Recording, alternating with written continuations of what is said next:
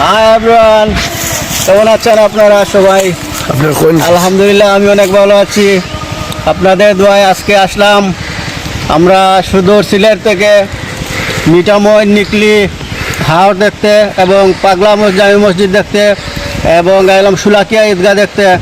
তারপরে আসলাম আমরা পাগুন্দিয়া হুসেনপুর, এরপরে ওইগুলা এই যে তালের রস, খেজুরের রস,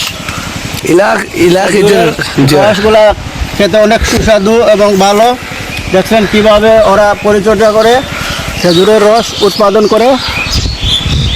নিশ্চয়ই আপনারা এইদিকে আসবেন, খেজুরের রস খেয়ে যাবেন, অনেক ভালো লাগবে, মজা লাগবে ইনশাল্লাহ। ভালো থাকেন, আসসালামু আলাইকুম।